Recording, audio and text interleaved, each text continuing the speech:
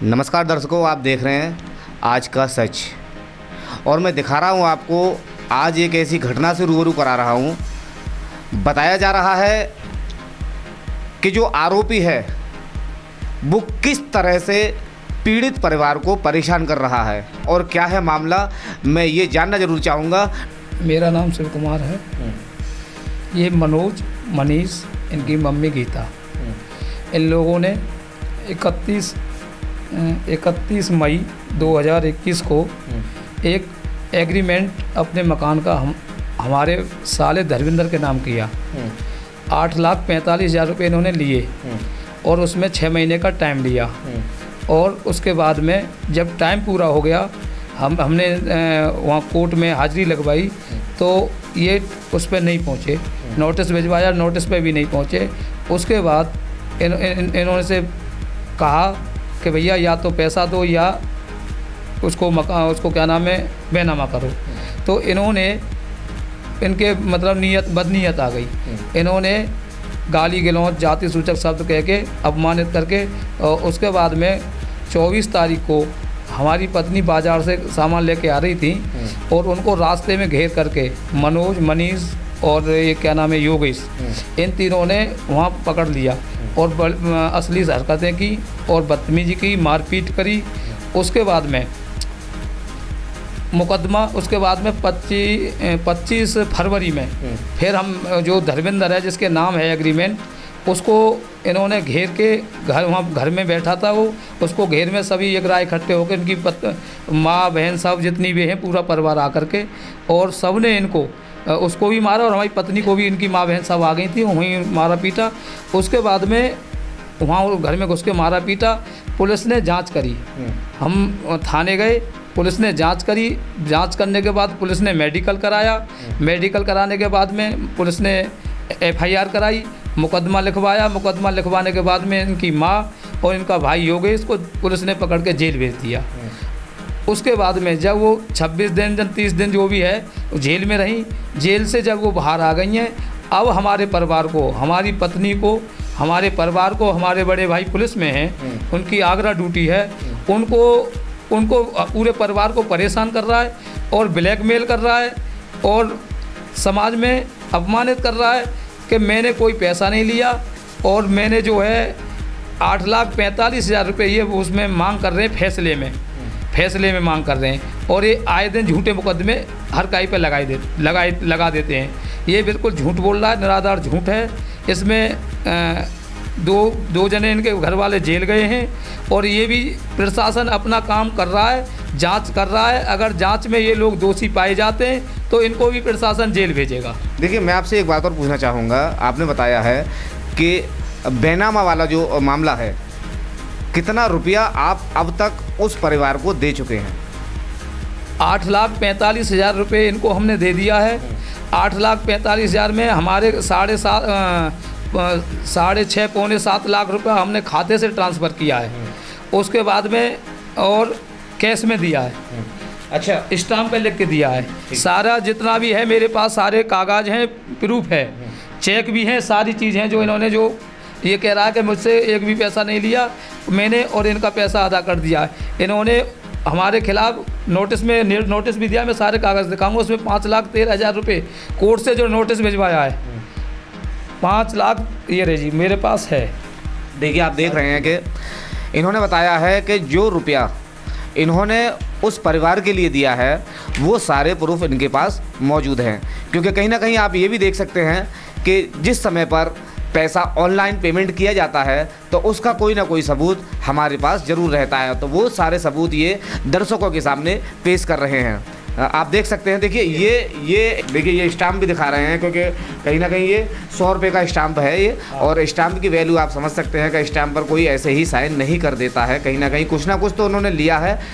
और इसी तरह से और आप ये भी देख रहे हैं इनके ये भी स्टाम्प है 3,20,000 रुपये। देखिए, ये 3,20,000 रुपये ये भी स्टाम्प पर लिखे हुए हैं, जो उन्होंने यहाँ साइन भी किए हुए हैं। सारा काम है मनोज ने। हाँ, देखिए करवा के सब चीज़ें, देखिए सारी चीज़ें हैं इनके पास। काफ़ी कागज़ ऐसे मौजूद हैं जो इसको, ये 1.5 लाख का है। देखिए, आप देख रहे हैं कि कागज़ पर कागज़ ये दिखाए जा रहे हैं और ये वो कागज़ नहीं है जो एक प्लेन पेपर पर लिखकर और उस पर साइन कर दिया जाए। ये स्टाम्प हैं, जो सरकारी स्टाम्प होता है जिस पर लिखा जाता है और लेन देन का जो पूरा जो मामला है वो इसी पर दिखाया जाता है। और ये 3,20,000 का चेक है। देखिए, इनको नहीं झुटलाया जा सकता है। आप देख रहे हैं ये चेक वगैरह है, इनको झुटलाया नहीं जा सकता है। अच्छा, यानी कि जो आपने जो इनको जो धनराशि दी थी, है ना, वो धनराशि जब आपने मांगी कि आप अपने मकान का बैनामा नहीं कर रहे हैं, है ना, तब आपने ये कहा कि अगर आप बैनामा नहीं कर रहे हैं तो हमारे जो पैसे जो आपने दिए हैं वो आप हमें वापस करिए।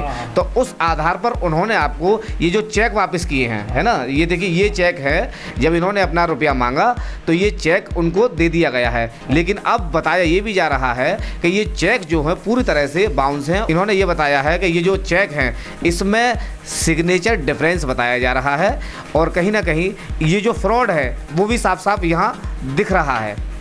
और भी देखिए इनके पास काफ़ी ऐसे कागज़ हैं। देखिए इसका ये 2,25,000 रुपये का चेक। अब विषय ये है कि कोई नोटिस इनको भेजा गया है, मनोज ने कोई नोटिस भेजा जिसमें 5,13,400 रुपये इसमें इन्होंने खुद लिखवाया है नोटिस में, वो भी यहाँ दिख रहा है। और ये सारे कागज़ मैं आपको जब ये दिखाऊंगा, क्योंकि कहीं ना कहीं दर्शकों को समझ में आना चाहिए कि किस तरह से जी हमारे साथ जो महिला बैठी हुई हैं ये आखिर परेशान क्यों हैं, किस वजह से परेशान है, ऐसा क्या हुआ है। मैं इसलिए परेशान हूँ, मुकदमा हो गया, इन लोगों ने मेरे साथ जो भी किया उसकी मेरे साथ प्रशासन मेरे साथ है। इन लोगों ने मेरे परिवार को पीड़ित कर रहे हैं, मेरे परिवार के फ़ोटो डाल रहे हैं, वायरल हो गई है वीडियो। ये उल्टा सीधा निकाल रहे हैं कि ये लेडी 8,45,000 रुपये फैसले के तौर पे मांग रही है। और मेरे जेठ जी पुलिस में हैं, उनका फ़ोटो है, मेरी जिठानी है, देवरानी है, देवर हैं, मेरे 2 बच्चे हैं छोटे छोटे, उनका, मेरे पूरे परिवार का ये लोग फ़ोटो वायरल कर रहे हैं। मैं इसीलिए बहुत परेशान हूँ कि परिवार के फ़ोटो या नाम उजागर किया जाए।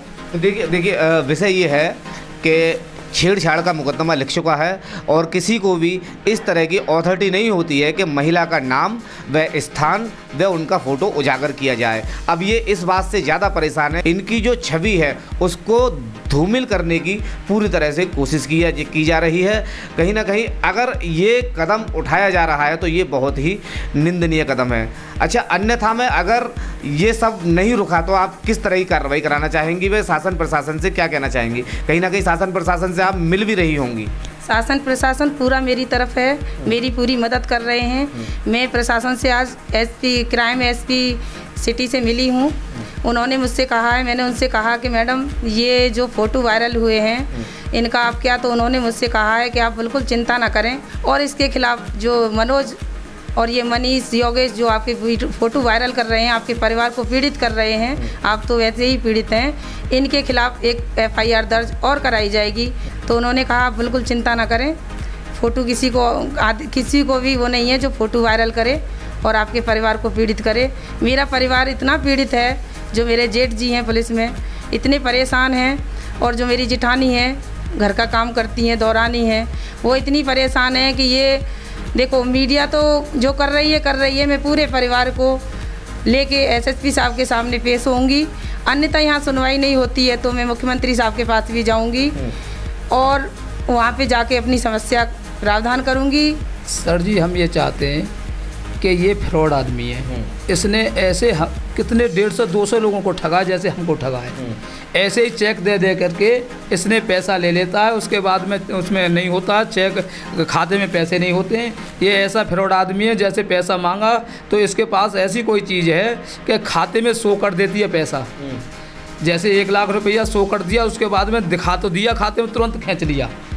ये बैंक में नौकरी करी है इसने, ये सारा बैंक का पूरा वो जानता है, दूसरे आदमी को दिखा देता कि मैंने पैसे डाल दिए, और थोड़ी देर पीछे ही जब तक वो खाते तक पहुंचता नहीं उससे पहले वापस वो मैसेज वापस आ जाता है कि पैसे उसमें कुछ नहीं है, ना कुछ गया ना कुछ आया। ये फ्रॉड आदमी है, इसने कम से कम 150-200 आदमियों को ऐसे ही ठगा है। प्रशासन इसकी जाँच कराए, बैंक से जन कितना कर्जा ले रखा है, आए दिन कोई ना कोई वहाँ घर पे आता रहता है, हमारे पास भी आई, महिला जो ये समूह चल रहे हैं उनसे भी इसने पैसा ले रखा है इसकी पत्नी ने। और वो आई हमारे पास का किस्त नहीं भरी, कहाँ है वो, उसका हमें पता दे दो। तो ये फ्रॉड आदमी है, पूरा परिवार इनका फ्रॉड है। इसने अपने चाचा को भी बहुत बुरी तरह से मारा है। ये इसके हिस्ट्री शीटर है। ये एक दमंग आदमी है। मनीष लड़का जो है वो गुंडा है, बदमाश है। और ये मनोज बहुत बड़ा अपने लिए बदमाश बनता है। और इसने अपने चाचा को तो मार ही दिया, ख़त्म हो गया वो।